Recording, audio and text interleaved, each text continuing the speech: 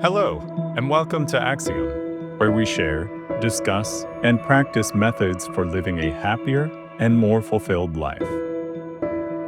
I'm Ryan, and today we're going to talk about the external world, the things which our mind senses, and how it processes that information. This should be a fairly comprehensive exploration of essentially everything our minds do with the things we perceive. It should be becoming clear by now that the Axiom program is making its way from the inside out. In Chapter 1a, we discussed what the core function of any mind is and why it's the most important thing anyone has. In Chapter 1b, we talked about why minds even perceive things at all, and we put forward the theory that it's to maximize our own happiness. Having covered what things the mind notices about itself, today we're turning to what the mind notices that are not itself. And what do we even mean by not itself? I mean, this is a fascinating distinction. Minds obviously notice things, and they generally even notice themselves, like their ability to think and make plans. But there are also things like hearing a bird chirp or seeing clouds in the distance. Things which we recognize as not ourselves. This crucial difference stems from two factors. First, we cannot perceive any sensory information from those things we perceive. You cannot smell what a dog smells, except through your own nose, obviously. And the same for feeling what a rock feels, even though it probably doesn't feel at all. Or what a bat hears. Our senses end with our bodies. And the second difference between the external world and ourselves is that we cannot control the external world. Now, if you're like me, when you were a kid, you probably sat in front of an object at a table and tried to get it to move with only your mind, as if you had the force or magic powers. I'll just assume you and I were equally unsuccessful, and that's the difference in the external world we're referring to. Without causing some kind of chain reaction from our body to that object, we have no way of controlling it. We do have the impression that we personally control most of our own bodies, but there's no way that we can control other objects with just our minds. Developing the ability to experience these external sensations is one of the most fascinating aspects of any mind. According to what we know about human development in the womb, our sense of touch is the first sense we ever develop.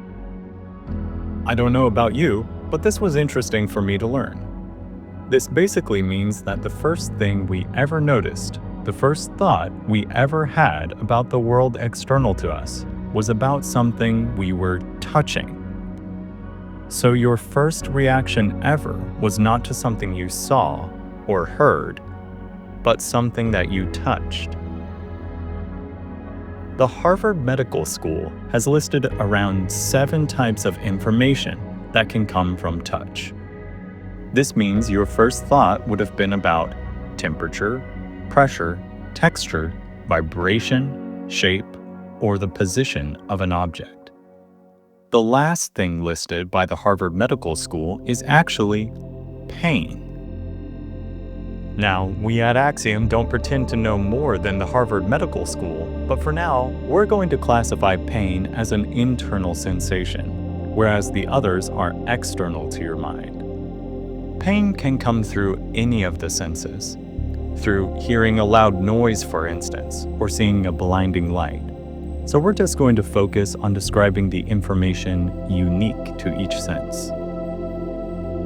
It is necessary, however, to notice that, apparently, we classify nearly all sensations, whether touch, sight, or anything else, along a spectrum of how much pain or happiness it brings. We're not quite sure why the Harvard Medical School left off happiness, but obviously if we notice pain, then we also notice the opposite, which we call happiness. Before moving on, we also want to clarify a certain stance Axiom will take regarding pain and happiness. While we will defend this stance in more depth at a later time, we will just clarify for now that we hold to the view that pain and happiness are not entirely in our control. While there are some philosophies and schools of thought which hypothesize and maybe even teach that you are capable of ridding yourself of all pain and achieving happiness purely through mental dedication, we at Axiom take the stance that that is not possible. The view of Axiom is that if you accidentally prick your hand on a thorn bush while picking a berry, the pain you feel is not something you can entirely control. Conversely, if you were to hear a joke which seemed relatable and clever and felt happier after understanding it, that feeling of happiness also was not entirely in your control. While it is probably a useful skill to practice mitigating feelings of pain on your own, we hold to the belief that we can only actually maximize our happiness by interacting skillfully with the external world. This usually is relevant when referring to people's recommendations for what individuals do to deal with difficult situations. While it may be a short-term solution for a repressed people group to just ignore their problems and try to cope with their current state, we hold that the ultimate resolution will actually be in dealing with whatever external factor is causing the problem, rather than thinking our way out of very real situations. With that stance clarified, let's return to the development of our senses. So the first thing in life we were associating with happiness or pain was touch. We all seem to have different preferences for temperature, texture, pressure, etc. But it also seems to be that whenever things get too far away from our preference, we even die. Like if the temperature in a room is too hot or cold, not only do we not like that, but it also causes us to, cease. Something about the physical characteristics of temperature, pressure, shape, etc. can actually kill us under the right, or should I say wrong, circumstances. How lucky for us that our preference for happiness or comfort actually seems to be the thing that keeps us alive. Our sense of touch also generally begins around our mouth and nose, likely indicating that these things are the most important areas of touch for us to survive. Especially early in human history, the ability to taste and smell the difference in types of food could easily have meant the difference between accidentally eating spoiled versus fresh meat. So probably the only ones who survived were the ones with well-developed senses of taste and smell. We're honestly speculating here, but the order of development would make sense correlating with survival utility. When researching for this video, I actually couldn't find which senses developed next, but the only ones left are sight and, of course, hearing. Usually, taste and smell are included as a subset of touch. But there we have it. Even in the womb, all 5 senses, the methods for us to experience the world, are developed. And common to all of them is their use in bringing us toward more happiness. When we look at a painting, we are either attracted to it and the happiness it brings, or we are not and we move on. When we hear a piece of music, or maybe a perfect sound effect in a movie, we do the same. If you ask an evolutionary biologist, you will probably be told that those minds with more senses, or sensory outlets, evolved later in the history of life. We will talk more about evolution in future chapters, but the proposed reason why the more complex minds would appear later in evolutionary history is because as the mind continued to seek happiness, it gradually made use of more and more beneficial sensations which arose. So likely beginning with only one sense, maybe only taste or touch, these life forms slowly increased the ways they could achieve more happiness. we typically affirm that those minds with less senses might have to work harder to achieve certain goals. Conversely, a mind with more sensory outlets will likely achieve its goals with more ease. The more senses a mind can employ to perceive its environment, the more control it likely has to position itself and other things in a way which will optimize happiness. So it's probably safe to say that the mind notices several things very early in its development. First, it probably notices something like its own existence, or that something exists at all. But watch this. As soon as the mind notices a second thing, maybe that its environment is cold, it has shown its capacity for something else extremely important: memory. Maybe there are some minds that do not have the capacity for memory, or maybe it can be argued that memory only develops later. But in general, after minds notice something, that impression begins to fade into what we call memory. Just like if you look into a bright light and then immediately turn away because of the discomfort, the feeling still kind of sticks with you for a while and then begins to fade. That experience is being stored into memory. And interestingly, minds have the capacity to recall this experience or impression. Not as vividly as the moment the experience first happened, but minds can sort of replay and re-examine past experiences. Interestingly, when we do this, our minds become less aware of our present sensations. Like if we're frying eggs on a stove and then start remembering an important memory, like a past conversation with a friend, we might not hear the eggs sizzling and might miss the smell of them burning. From numerous publications, such as the Neuro Leadership Institute, we know that it's not actually possible for our minds to prioritize multiple things. And thus, if we're prioritizing thinking about a memory, we cannot process outside information with equal efficiency. So for practically every mind we have an example of, they seem to be capable not only of noticing things, but storing what they notice into some form of memory in order to be able to notice more things, and probably to recall those past experiences or memories later. And because of this, once the mind starts noticing multiple things, it starts sorting what it notices into a variety of different categories. For one, it sorts things into an order of how similar or different they are. Now, if the mind only noticed two things, these two things would seem starkly different to each other. Say if the mind first noticed the color red, and then the color orange, it wouldn't think, these two colors are pretty similar to each other. No, it would rather think, wow, these two colors are super different from each other. Obviously, because the mind doesn't have much other sensory information to compare it to, so it's mainly going to notice the differences.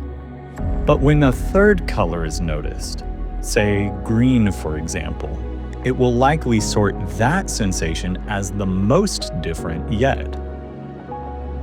Now notice how the word different just changed to refer to different things.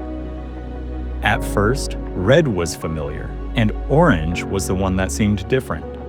Now, red and orange seem more similar, and green is the one that gets the word different. Now, when asked which of these colors is different, the mind will most likely think of green, not because red and orange aren't different at all, but because green is the most different. As such, the word different is generally a comparative word referring to the item which stands out most. Now, a combined function of memory and differentiation is generalizations. Obviously, we're all familiar with the concept of generalization. It's when we say that a cup is full, even if it's technically only 87.4976%. It's when we say it's hot outside, but maybe it's even slightly cooler than yesterday. Or when we say someone is rich without a specific definition of their income. In fact, Most of the observations we make in life are generalizations, all of which could have technical exceptions. Generally, if you don't go to work, you don't get paid. Is this technically always true? No, but it's a pretty reliable generalization. And if you accidentally eat food with mold on it, will you get sick? Not necessarily, but better to avoid anyways. Even scientific classifications, like species, don't technically have firm definitions, but we still use the words. And then imagine the opposite. What if we had to know for absolute certain, before making any action, that it was absolutely right and couldn't go wrong? You could go to work today, but what if a crazy person hits your car on your commute? Better stay home, right? Well, wait, what if some crazy person decides to burn down your house with you inside? Well, you could put up a tall spiked fence around your house. But wait, what if the people who are building the fence are the same people who plan to burn your house down, and they intentionally build a weak fence that they can get through? While all of these scenarios are technically possible, we practically never think of it in that way. Most of the time, our decisions are generalities or probabilities.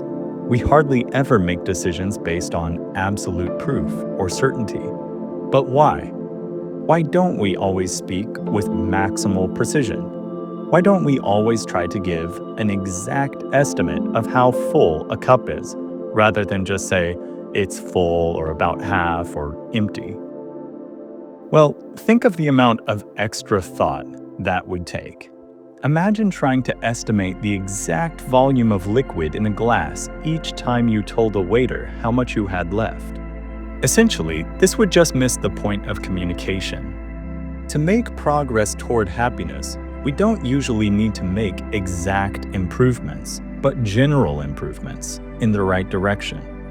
And this is why it's generally such a laborious drag when someone says something like, well, technically your cup isn't full, when it's really only 90%. It's often a cheap attempt at sounding more perceptive or smarter, like you're the only one who noticed the cup wasn't actually full.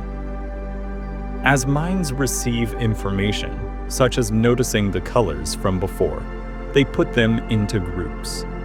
Maybe if the mind noticed red, orange, purple, and green, it might think colors generally have a red hue, because most of those ones did have a red hue. Although not true in every case, such as green, our minds operate by probabilities most of the time, and use generalized language to describe groups. When necessary, we might break outside this and use more precise or technical language, but in general, we only speak in generalities. Memory, differentiation, and generalities are obviously fundamental aspects of any mind. Imagine any mind operating without any memory at all. While theoretically possible, its mental functioning would be reduced to almost zero if it could not store experiences in order to reference or hypothesize later. And the same for noticing difference. If minds could not perceive differences between impressions, their function would again practically be reduced to zero, thinking that only one thing existed. To notice a second thing would be to notice difference, so they would only be capable of noticing one concept. And as we covered in Chapter 1b, the mind must notice happiness also. Otherwise, it would have no motive to perceive anything. And when these impressions get stored into memory, they are also placed along a spectrum of certainty. How sure one's mind is that their interpretation of an experience is accurate. So each sensation which delivers information to our mind is placed along each of these different spectrums. You have the spectrum of how different or similar something is, how much happiness or pain it brings, the strength or potency of a sensation's memory, and how certain or uncertain a mind is about its interpretation. If there are other broad categories the mind places things onto, let us know. We'd be happy to add them in the next go-around. Continuing with spectrums which exist in the mind, we need to discuss that spectrum of certainty a little bit more, or more specifically, the end of that spectrum which we call proof. And by proof, we mean absolute certainty, whereas in most court cases, the word proof refers to something which convinces people, like the fingerprint proved the knife belonged to the woman. In this sense, it's conceivable that the knife didn't belong to the woman, but it still might subjectively prove or convince the jury that it did belong to the woman. However, this is not the meaning of the word proof that we are referring to. We are referring to the meaning of that which demonstrates something to be objectively true. This is something which, to the best of our knowledge, cannot be otherwise. Whereas the knife could have belonged to someone else, but still had her fingerprint, we are referring more to the mathematical term for proof, or to prove, which is to demonstrate that a conclusion could not conceivably be otherwise. And this is the strongest form of proof we have, because it yields the highest certainty. For instance, when asked to prove that 2 plus 2 is 4, one might say that since we call 1 and 1 2, and 1 and 1 and 1 and 1 4, thus 2 and 2 is 4. There is no part of this reasoning we can imagine otherwise. This is the purest, highest form of proof, absolute proof. And it's the meaning we will use in our program. We often casually say that science has proven this or that, only to find that it was a small sample size or an outdated study or paid for by biased corporations. While scientific studies are generally the best information we have to go off of, the best scientists are always careful not to overstate their findings as absolute proofs of certain theories. This is the reason why we will be extremely sparing with the word proof or to prove in this program. It's fair to say that something has been proven, even if it's the more general use, but we'll try to be very clear about when we're talking about general versus absolute proof. To use another analogy, we'll try our best to examine every conclusion we come to in order to tell if it really has been proven or not. Just like a coin that has one person's image on one side, but another symbol on the other side, we will attempt to turn over each concept we put forward to see if there can be another interpretation. Only the concepts which have no possible alternative explanation will be presented as absolutely proven. All right, we just covered a lot of material in this episode. As we continue, we'll be referencing several of these concepts as they apply to sociology, nutrition, business, entertainment, etc. We may reference how differentiation works when comparing charities to donate to, or how history essentially serves the same function as memory but for groups, or how people manipulate the word proof in order to sway masses of people, or how people intentionally switch between talking in generalities versus technicalities in order to not get caught lying. In examples like these, but in real life, we'll be referencing several of these concepts going forward. We know we probably haven't even covered every possible mental function yet, but these are at least a few of the most foundational functions any mind possesses. You may have noticed we are still in the first chapter. We're still discussing the mind, but we are reaching the edge of where the mind becomes the body. It's as though we've been rafting on a river through a dark cave, but have finally arrived at the cave exit. We can see the light coming in from outside, but we aren't quite out of the cave yet ourselves. The light coming in is the external experiences being received through our senses. But the mind, or the cave itself, is where that information is processed, sorted, and where the future projections are made. Those external experiences are things we don't seem capable of not noticing. We don't seem to have examples of minds that never receive sensory input. It seems like the entire function of a mind is to perceive information, categorize, etc., and act on that information in order to maximize happiness. So if it never perceived external information, it would be missing a core function of that. Likewise, if it never filed information along the different spectrums we discussed, the information wouldn't be useful. And if the end goal was not positioning itself or its surroundings to maximize happiness, then it wouldn't have any ultimate goal at all. Now, speaking of the goal of happiness, our very last episode in this chapter will be on ethics.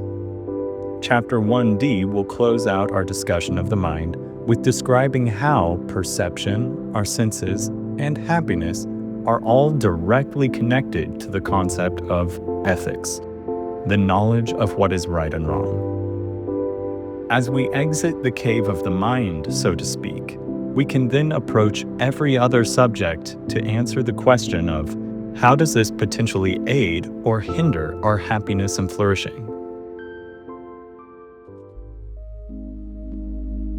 From psychology to philosophy, science to relationships, politics, history, technology, and several other subjects, we have more episodes on the way.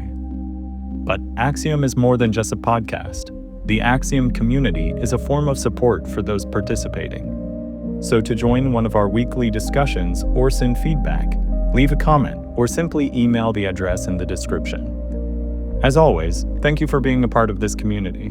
We hope whatever support you can offer is returned to you, and that you find value in building your understanding of the world from the axiom to every other subject in life.